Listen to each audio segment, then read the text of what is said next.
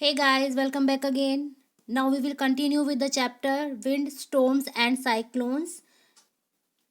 ये part 2 video है। इससे पहले पार्ट 1 बन चुका है। अगर आपने नहीं देखा है तो पहले प्लीज़ उसे देखिए, जिससे कि आपको चैप्टर को समझने में आसानी हो।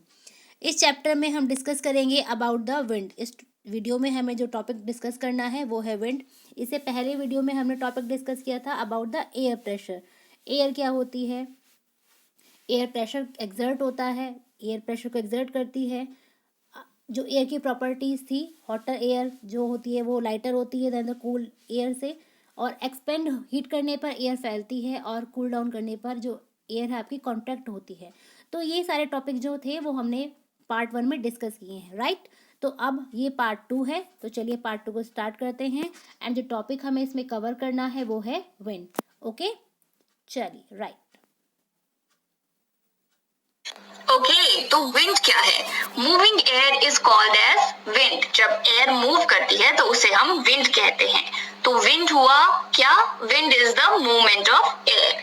और हमें पता है कि विंड हमेशा तब चलती है जब दो जगहों में प्रेशर डिफरेंस होता है। विंड चलती है हाई प्रेशर रीजन से लो प्रेशर रीजन की तरफ। ऑलराइट, चलिए, now it says कि high speed winds are accompanied by reduced air pressure। जिस जगह पर हाई स्पीड विंड्स चलती हैं, विंड की स्पीड ज्यादा होती है, वहां का प्रेशर जो है वो लोअर डाउन हो जाता है, रिड्यूस हो जाता है। चलिए अब हम इस बात को प्रूव करते हैं एक्टिविटीज की मदद से। ऑलराइट, तो ये है हमारी फर्स्ट एक्टिविटी। बहुत ही आसान है, आप इसे करके जरूर देखिएगा। आपको क्या लेना है? एक बॉटल लेनी है और एक पेपर को, छोटे से स्मॉल पीस ऑफ पेपर को एक बॉल के साइज में आप ऐसे क्रम्बल कर दीजिए। ठीक है, ये रही आपका वो स्मॉल पीस ऑफ पेपर। अब इस स्मॉल पीस ऑफ पेपर को, जिसकी आपने बॉल जैसी बना ली है, उसको आप बिल्कुल बॉटल के माउथ में यहाँ पे नजदीक यहाँ पे रख दीजिए। ठीक है, अब इसके बाद आप इस बॉटल के अंदर जोर से ब्लो करिए और कोशिश कीजिए कि ये जो आपकी पेपर बॉल है ये बॉटल के अंदर चली जाए। आपको क्या लगता है, आप फोर्स कर पाएंगे? यू विल नोटिस कि आपकी बॉल अंदर नहीं जाएगी। लेट्स फाइंड आउट कि इतना डिफिकल्ट क्यों है इस पेपर बॉल को बॉटल के अंदर करना।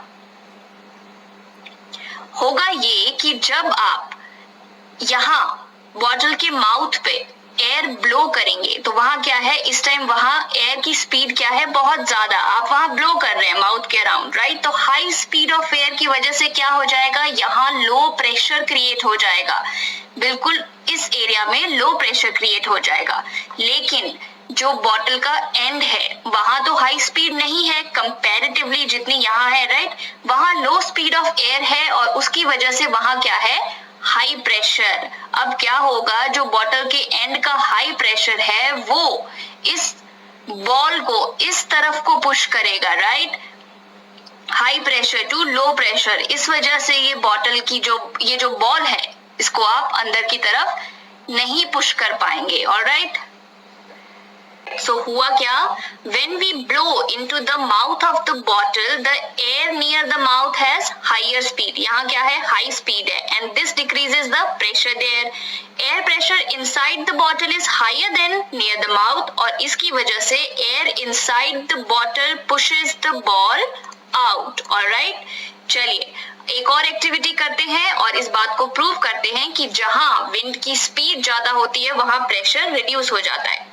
अब इसमें आपको क्या करना है, दो बलून्स लेने हैं इक्वल साइज के और उसमें थोड़ा थोड़ा पानी डाल देना है और उसके बाद बलून्स को आप इन्फ्लेट कीजिए, फुलाइए और इस तरह से उसे एक स्टिक पर बांध दीजिए। दोनों को 8 to 10 सेंटीमीटर अपार्ट इस तरह से बांध दीजिए। उसके बाद आपको क्या करना है, ये जो बलून्स के बीच की स्पेस है यहाँ पर ब्लो करना है। अपने मुंह से यहाँ पर हवा ब्लो करिए। आपको क्या लगता है क्या होगा, जैसे ही आप यहाँ पर हवा ब्लो करेंगे यू विल नोटिस कि बलून्स जो हैं वो एक दूसरे की तरफ आ जाएंगे। Balloon will move towards each other. अब ये क्यों हुआ, ये इसलिए हुआ क्योंकि जब आपने इस जगह पर ब्लो किया तो यहाँ क्या हुआ, हाई एयर स्पीड, और हाई एयर स्पीड की वजह से यहाँ का प्रेशर रिड्यूस हो गया। अब प्रेशर रिड्यूस हुआ तो बलून की दोनों तरफ क्या था, हाई प्रेशर, जिसकी वजह से वो बलून को अंदर की तरफ धकेलेंगे, राइट? ऑलराइट, सो लिखना क्या है? When we blew between the balloons, they moved towards each other. ऐसा क्यों हुआ? Because high speed of air reduced the pressure between the balloons. और air on both sides of the balloons जो है वो high pressure पे है, so वो क्या करेगी? It will force them inwards towards each other. Alright? Okay, तो एक और एक्टिविटी पढ़नी है आपको। तो इसमें हम क्या करेंगे, एक पेपर की स्ट्रिप लेंगे जो अप्रोक्सीमेटली 20 सेंटीमीटर लॉन्ग है और 3 सेंटीमीटर वाइड है। ये आपने एक पेपर स्ट्रिप ले ली, अब उसे आप अपने थंब और 4 फिंगर में इसके बीच में इस तरह से पकड़िए और उसके बाद पेपर के ऊपर हवा को ब्लो करिए अपने मुंह से, राइट? यू विल नोटिस कि जब आप पेपर के ऊपर ब्लो करेंगे तो आपका पेपर जो है वो ऊपर की तरफ आ जाएगा, इट विल गो अपवर्ड्स। अब ऐसा क्यों हुआ? ऐसा इसलिए हुआ क्योंकि जब आपने पेपर स्ट्रिप के ऊपर एयर ब्लो की तो वहां क्या था? High wind speed. High wind speed होने की वजह से क्या हो गया? पेपर के ऊपर हो गया लो प्रेशर, लेकिन पेपर के नीचे वाले रीजन में क्या है? हाई प्रेशर है, right?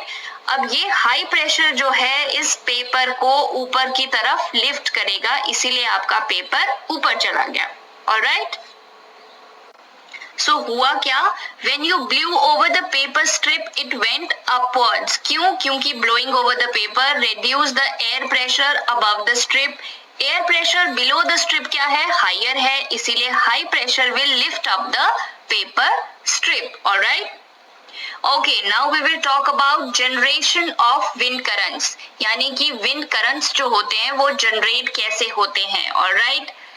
So, uneven heating of the earth, uneven heating between equator and poles and uneven heating between land and water की वजह से जो wind currents हैं वो generate होते हैं, right? हवाएं चलती हैं uneven heating of the earth की वजह से। अब इसे समझने के लिए एक concept को पहले आपको समझना पड़ेगा। चलिए देखते हैं। जब भी अर्थ के सरफेस पर सनलाइट पड़ती है तो क्या होता है? अर्थ का सरफेस वार्म होता है, राइट? वहां की एयर भी उस वजह से वार्म हो जाएगी। अब एयर वार्म होगी तो क्या होगा? एक्सपैंड करेगी, एक्सपैंड करेगी तो लाइट हो जाएगी, लाइट हो जाएगी तो राइज अप कर जाएगी। अब आप देखिए यहाँ जो एयर प्रेजेंट थी इस एरिया में वो एक्सपैंड होने की वजह से, लाइट होने की वजह से ऊपर की तरफ उठ गई। तो क्या हो गया? यहाँ कम एयर रह गई, कम एयर रह गई तो एयर का प्रेशर भी कम हो गया, तो इस रीजन में बन गया एयर का लो प्रेशर। तो ये हो गया लो प्रेशर रीजन, राइट? अब जब भी किसी भी एरिया में लो प्रेशर क्रिएट होगा, राइट? यहाँ क्या हो गया? लो प्रेशर क्रिएट हो गया, यहाँ की एयर जो है वो कम हो गई। क्यों? क्योंकि एयर ऊपर चली गई। तो सराउंडिंग एरिया में जहां कहीं भी हाई प्रेशर है, यानी कि ज्यादा एयर है, ज्यादा एयर की वजह से ही हाई प्रेशर होगा, राइट?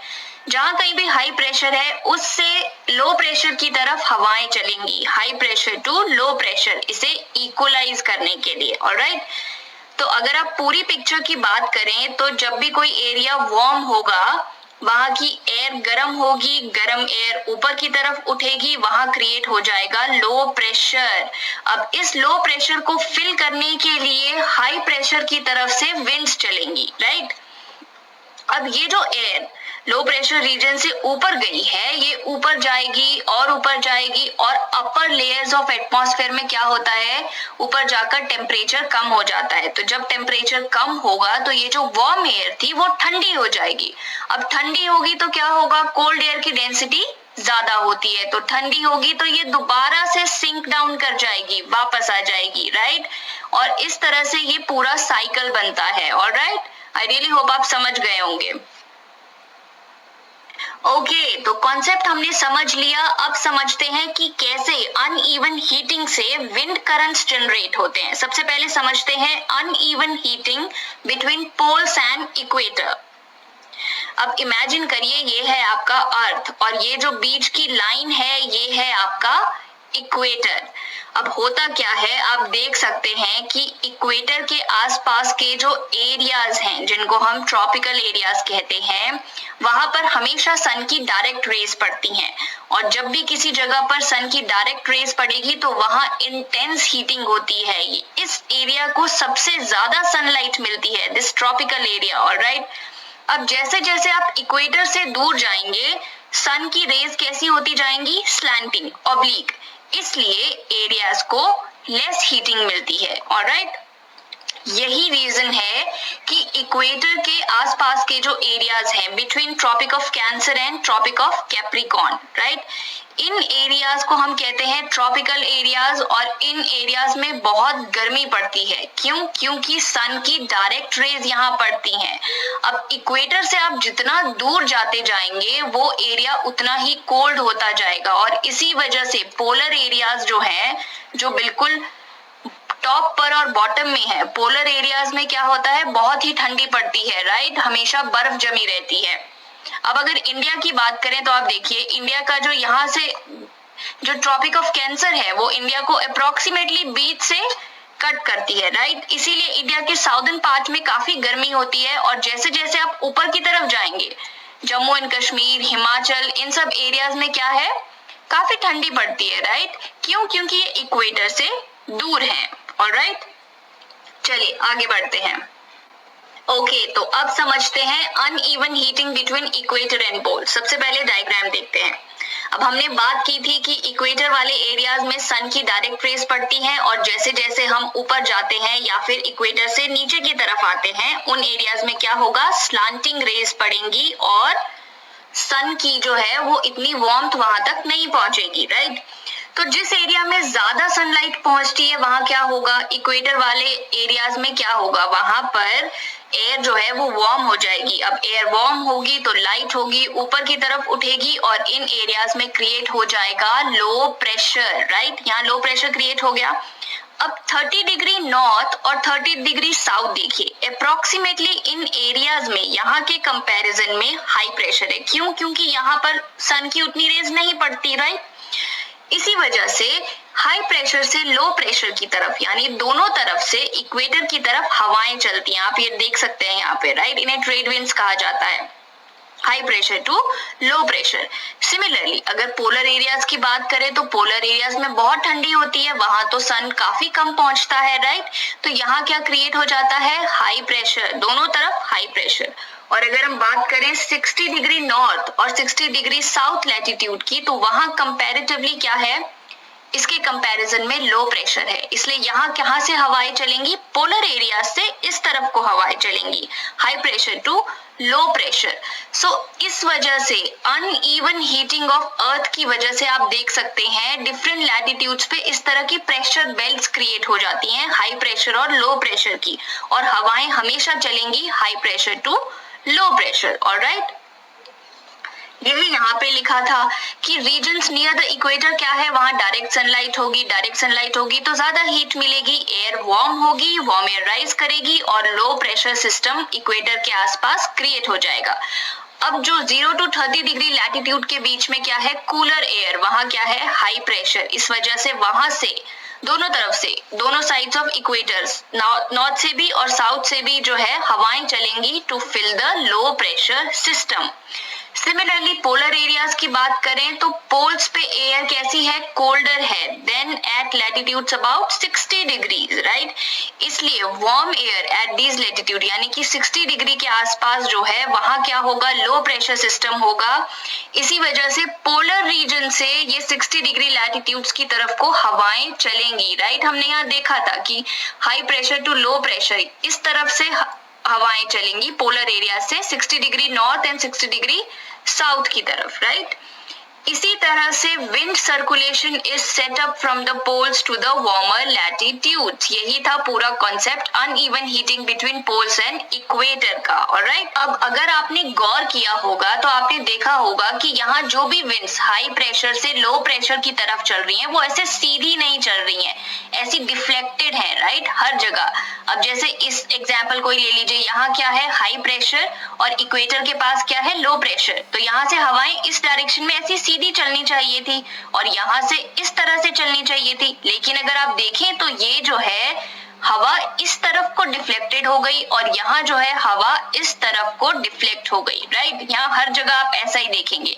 अब ऐसा इसलिए होता है क्योंकि अर्थ जो है वो कॉन्टिन्यूसली अपने एक्सिस पर रोटेट कर रहा है, राइट। अर्थ अपने एक्सिस पर हमेशा रोटेट करता रहता है, इसी वजह से विंड्स जो है वो डिफ्लेक्ट हो जाती हैं और सीधी नहीं चलती। इसको हम कोरियोलिस इफेक्ट भी कहते हैं। ज्यादा डिटेल में आपको पढ़ने की जरूरत नहीं है, इतना ही काफी है कि विंड की डिफ्लेक्शन इसलिए होती है क्योंकि अर्थ जो है वो कॉन्टिन्यूसली अपने एक्सिस पर रोटेट कर रहा है।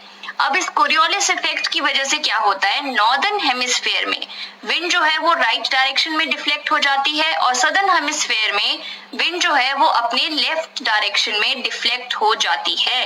यानी कि इस विंड को देखिए, यहाँ सदर्न हेमिस्फेयर में इसे सीधे चलना चाहिए था, लेकिन हम कह रहे हैं कि वो लेफ्ट डायरेक्शन में डिफ्लेक्ट हो जाएगी। तो इसका लेफ्ट किस तरफ हुआ, ये हुआ, राइट।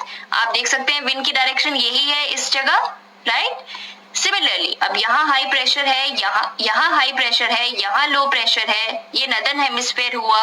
यहाँ पे विंड जो है वो राइट डायरेक्शन में डिफ्लेक्ट होगी। अब इसका राइट क्या है, इसका राइट ये है, राइट। अगर आप इस डायरेक्शन से देखिए तो यही राइट हुआ, तो इसीलिए ये विंड जो है वो इस डायरेक्शन में डिफ्लेक्ट हो गई। हर जगह आप देखिए ऐसा ही होता है, नदर्न हेमिस्फेयर में राइट डायरेक्शन में डिफ्लेक्ट हो जाएगी और सदर्न हेमिस्फेयर में अपनी लेफ्ट डायरेक्शन में डिफ्लेक्ट हो जाएगी और हमेशा कहां से कहां चलेगी, high pressure to low pressure. Alright, okay, तो हमने समझ लिया uneven heating between equator and poles, alright, और देख लिया कि कैसे विंड करंट्स जनरेट होते हैं।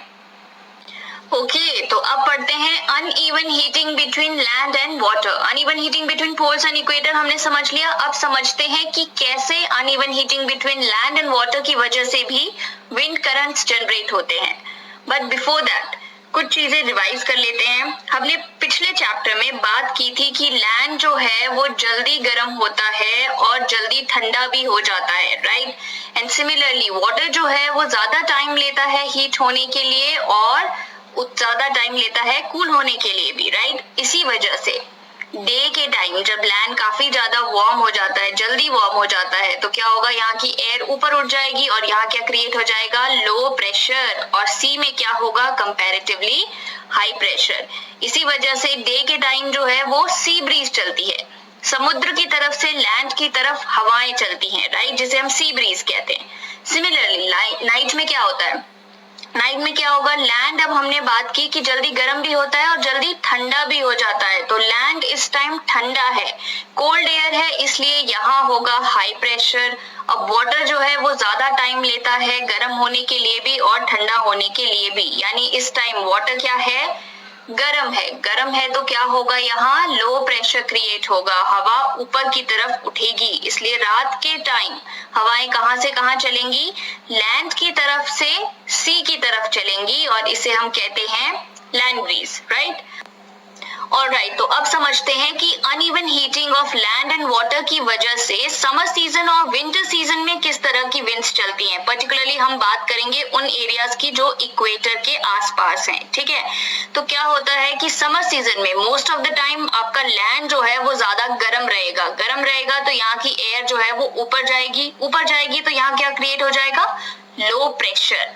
तो हवाएं जो है वो कहां से कहां चलेंगी, सी की तरफ से चलेंगी लैंड की तरफ, right, high pressure to low pressure. अब क्योंकि ये हवाएं सी की तरफ से चल रही हैं, तो ये अपने साथ जो है मॉइस्चर लेके आती हैं और इन विंड्स को हम कहते हैं मॉनसून विंड्स। इसी वजह से मॉनसून में आपको बारिश देखने को मिलती है, राइट। ओके, अब विंटर सीजन में क्या होता है, विंटर सीजन में इसके ऑपोजिट होता है, विंड की डायरेक्शन जो है वो रिवर्स हो जाती है। अब क्या होगा, अब ये वाला एरिया, ओशन वाला एरिया जो है वो वार्म होगा, वार्म एयर राइज करेगी, यहाँ क्रिएट हो जाएगा लो प्रेशर। लैंड में क्या है, हाई प्रेशर, हवाएं चलेंगी लैंड की तरफ से सी की तरफ, ऑलराइट। तो ये है विंड की डायरेक्शन विंटर सीजन में। अब अगर पर्टिकुलरली हम इंडिया की बात करें तो ये देखिए, समर सीजन में इस तरह से विंड्स चलती हैं ओशियंस की तरफ से लैंड की तरफ। आप देख रहे हैं इसकी डायरेक्शन इस तरफ से है, राइट। तो ये ओशन की तरफ से लैंड की तरफ चलती हैं, अपने साथ पानी लेके आती हैं, मॉइस्चर लेके आती हैं, इस वजह से मॉनसून में आपको रेनफॉल देखने को मिलती है। इसीलिए हम इन विंड्स को क्या कहते हैं, monsoon winds, alright, summer season में, ठीक है। अब उसके बाद आप विंटर सीजन की अगर बात करें तो विंटर सीजन में क्या होता है, हवाएं जो हैं वो लैंड से ओशियन की तरफ को चल रही है, आप देख रहे हैं। अब क्योंकि ये लैंड से चल रही हैं तो इनमें मॉइस्चर तो है नहीं, लेकिन अगर आप इन विंड्स की बात करें, यहाँ पर्टिकुलरली देखें तो ये कुछ विंड्स जो हैं वो बे ऑफ बंगाल से थोड़ा बहुत मॉइस्चर कलेक्ट करती हैं, और इस वजह से this part of India, Tamil Nadu के इस पार्ट में विंटर्स में भी रेनफॉल होती है। क्यों? क्योंकि ये जो विंड्स हैं वो यहाँ से चलते हुए बे ऑफ बंगाल से मॉइस्चर कलेक्ट करेंगी, और उसकी वजह से यहाँ जो है वो रेनफॉल होता है, ऑलराइट। ओके, अब अगर आपने मॉनसून के बारे में सुना होगा तो हम न्यूज में सुनते रहते हैं कि मॉनसून इस डेट को यहाँ पहुंचेगा, मॉनसून इस डेट को वहां पहुंचेगा। तो बेसिकली वो क्या है, बेसिकली वो विंड्स हैं जो सी की तरफ से लैंड की तरफ को चल रही हैं, राइट। और जैसे जैसे वो विंड्स जो आप देख रहे हैं, ये विंड्स ऐसे चल रही हैं, जैसे जैसे ये विंड्स जो है ऊपर की तरफ बढ़ती जाएंगी, जिस जिस एरिया में पहुंचती जाएंगी वहां वहां मॉनसून आता जाता है, ओके, और वहां रेनफॉल होती है। आई होप आप ये कॉन्सेप्ट समझ गए होंगे। मॉनसून आता है तो आपको गर्मी से राहत मिलती है, फार्मर्स के फील्ड जो है वो इरिगेट होते हैं, लेकिन रेन से बहुत बार बहुत सारी प्रॉब्लम्स भी क्रिएट हो जाती हैं, राइट। डिजास्टर्स आ जाते हैं, फ्लड्स आ जाते हैं, and they pose threat to humans, animals and plant life. अब इन डिजास्टर्स के बारे में हम पढ़ेंगे, लेकिन नेक्स्ट पार्ट में, पार्ट 3 में, ऑलराइट।